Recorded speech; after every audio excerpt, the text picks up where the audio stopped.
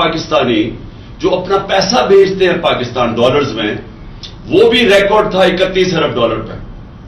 تو وہ دونوں ایکسپورٹس بھی نیچے آ رہی ہیں، بیرون ملک پاکستان کی ریمیٹنسز بھی نیچے آ رہی ہیں. تو آمدنی کم ہو رہی ہے، لیکن جو قرضے ہیں وہ بڑھتے جا رہے ہیں.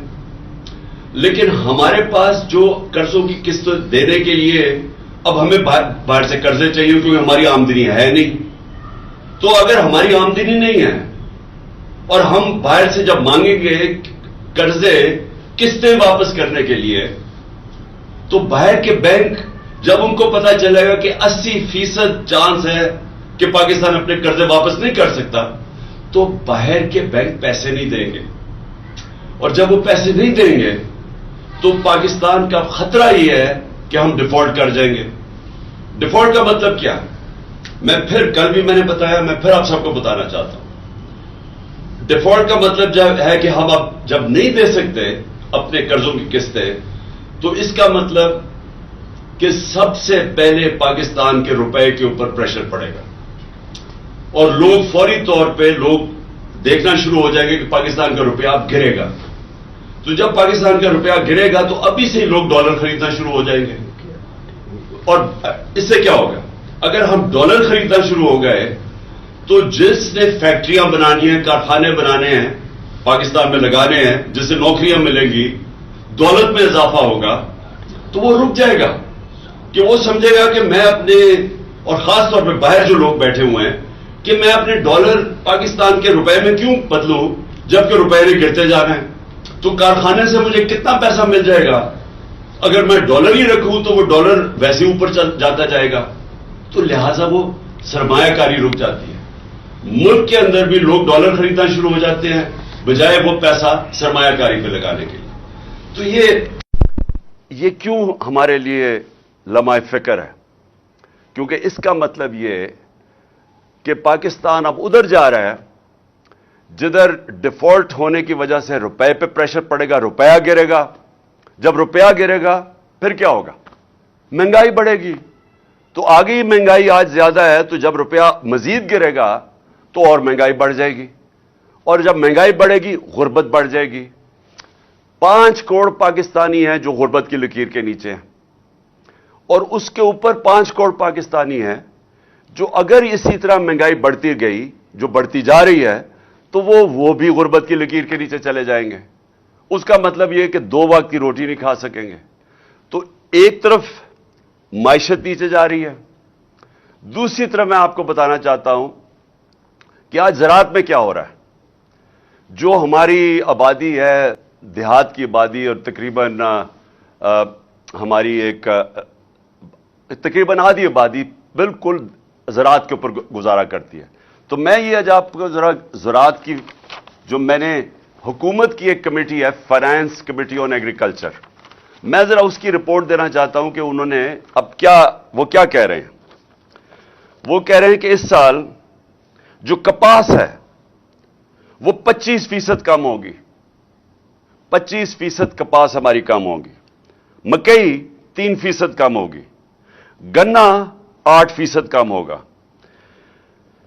جو پھر ہمارے لیے ایک آگے فکر کی چیز ہے وہ یہ کہ چاول 40% کم ہوں گے، یا اگلے سال چاول 40% کم ہوں گے.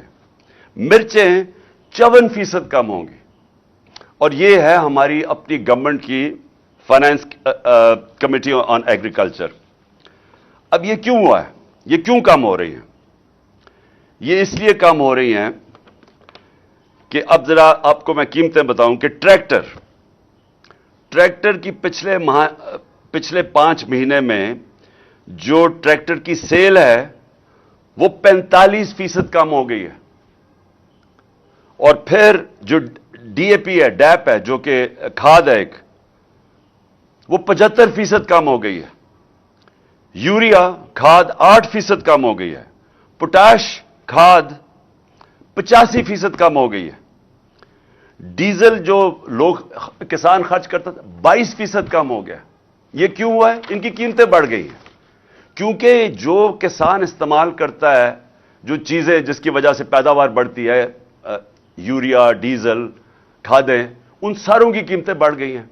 کیونکہ ان کی قیمتیں بڑھ گئی ہیں، ہمارا اس وقت زراعت کے اندر یہ جو میں نے فصلیں بتائی ہیں، یہ ساری ان کی جو پیداوار ہے وہ کم ہو گئی ہے. اور یہ زراعت کا حال ہے. دوسرا انڈسٹری، ہم جب چھوڑ کے گئے تھے تاریخی انڈسٹری آگے بڑھ رہی تھی 27%. آج وہ گر کے آ گئی ہے 7 مہینے کے بعد 1% پہ.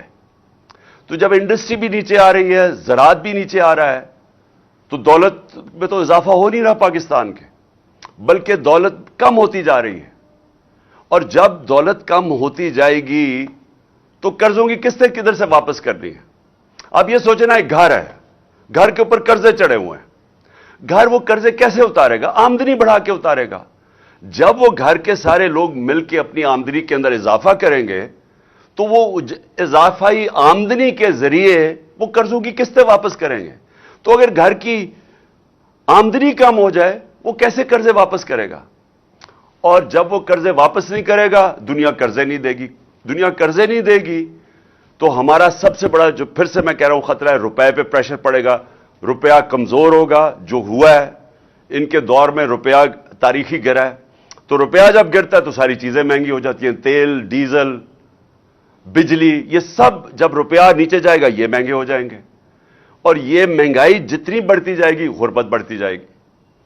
تو پہلے زراعت کا میں نے آپ کو بتایا، میں نے انڈسٹری کا بتایا آپ کو کہ وہ نیچے آ گئی ہے. اس کا مطلب بے روزگاری بھی بڑھ رہی ہے، مہنگائی بھی بڑھ رہی ہے. 50 سال میں سب سے زیادہ مہنگائی ہوئی ہے. اب عموماً تو حکومت کو فکر کرنی چاہیے. حکومت کی تو سب سے زیادہ زور لگنا چاہیے کہ جو معاشی بحران آ رہا ہے، یہ جو آگے تباہی آ رہی ہے، حکومت کو تو سارا وقت اس کے اوپر زور دینا چاہیے. لیکن حکومت کیا کر رہی ہے؟ حکومت سب سے پہلے یہ کوشش کر رہی ہے کہ ان کی جو کرپشن کے کیس ہے وہ ختم کیسے ہوں. یہ کبھی کسی ملک کے اندر ایسے نہیں ہوا کہ 1100 ارب روپے کے کرپشن کے کیس ہیں جو نیب میں پڑے ہوئے تھے.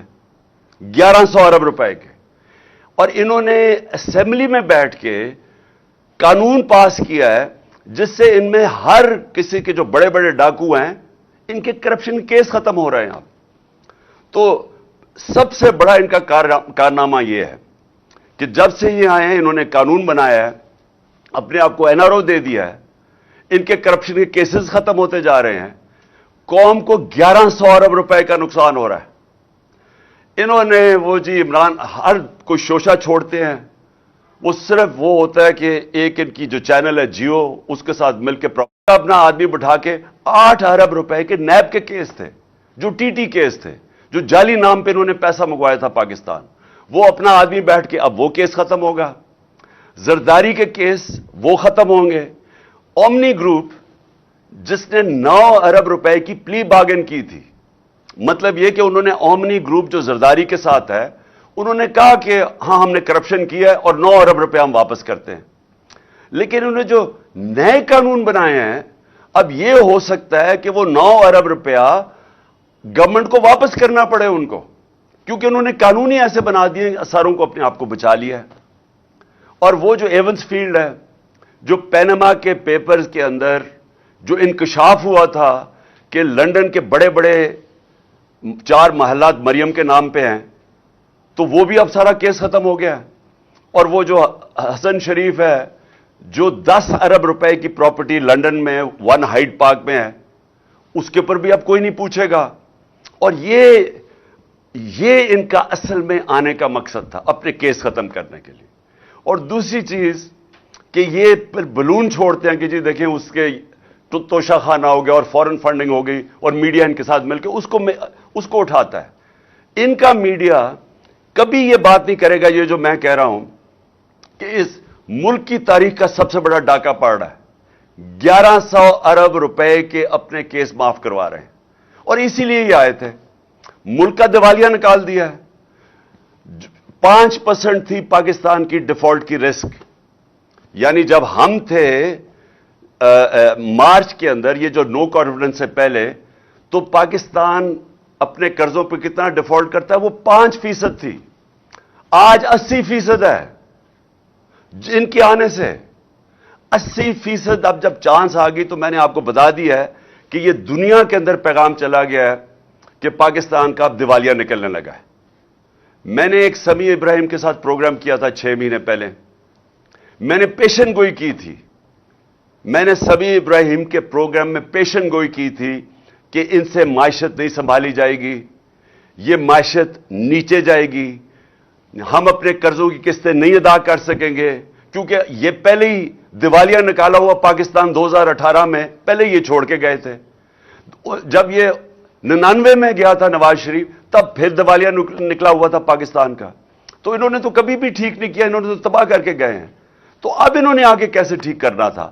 تو میں نے تب یہ کہا تھا کہ ملک ادھر پہنچ جائے گا جدھر ہم ڈیفالٹ کی طرف نکل جائیں گے. اور اس کے بعد میں نے ایک اور چیز کہی تھی کہ جو نیشنل سیکیورٹی ہے, ملک کی سلامتی ہے, وہ داؤ پہ لگے گی. کیونکہ جو لوگ ہمیں نکال لیں گے اس سے, ڈیفالٹ سے, میں آج آپ کو کہہ رہا ہوں کیونکہ میں 3.5 سال اقتدار میں رہ چکا ہوں, اور میں ان کو ویسے بھی جانتا ہوں, ان لوگوں کو جن کے پاس ہم جائیں گے ہاتھ پھیلا کے کہ جی اب ہمیں ہماری مدد کریں, ہمیں نکالیں اس میں سے. میں آج آپ کو کہہ رہا ہوں انہوں نے ایک چیز ڈیمانڈ کرنی ہے, اور جب وہ ڈیمانڈ کریں گے اس ملک کی نیشنل سیکیورٹی کے اوپر بہت بڑا کمپرومائز ہوگا. اس لیے میں نے 6 مہینے پہلے کہا تھا, اور جب میں نے یہ کہا انہوں نے کہا عمران خان کے اوپر غداری کے کیس بننا چاہیے, اور آج وہ ہم ادھر آ کے کھڑے ہو گئے. مجھے ایک اور خوف ہے. مجھے خوف یہ ہے کہ انہوں نے ملک سے بھاگ جانا ہے, کیسز اپنے معاف کروا کے, معیشت سے سنبھالی نہیں جانی, انہوں نے ملک سے باہر بھاگ جانا ہے. اور اس لیے جو سارے کام کر رہے ہیں اپنے کیسز ختم کروانے کے لیے جو کر رہے ہیں, اپوزیشن کو دیوار سے لگا کے ہمارے اوپر کیسز, یہ جو قاطعانہ حملہ میرے اوپر کیا ہے ان کی ذمہ داری ہے. ان کی ساری کوشش یہ ہے کہ کسی نہ کسی طرح ہمیں اپوزیشن کو کسی طرح ختم کیا جائے, اپنے کیسز ختم کیے جائیں.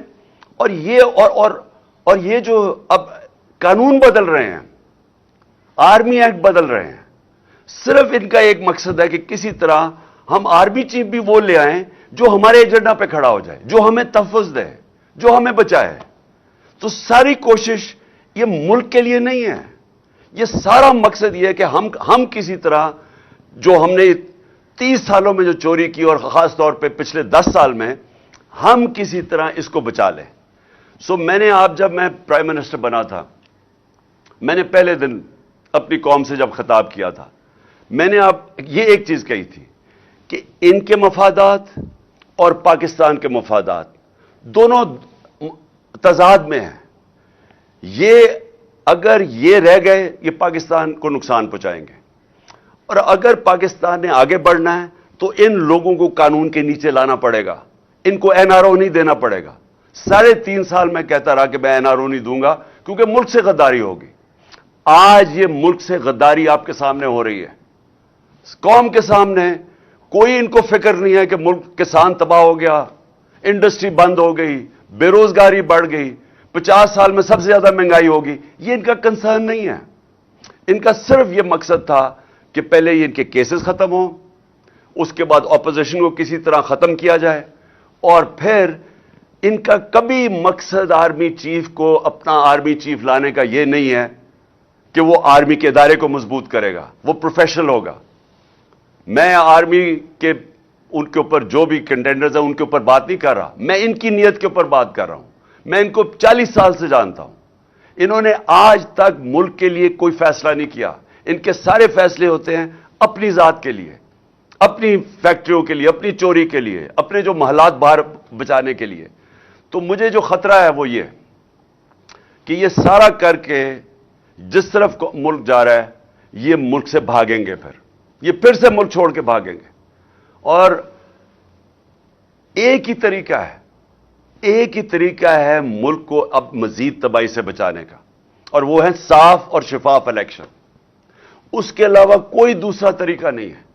اور یہ جو ہماری مارچ ہے یہ صرف یہ ہے, قوم بتانا چاہتی ہے, قوم ایک پیغام دینا چاہتی ہے. یہ جو مارچ کے ذریعے कौम ये बताना चाहती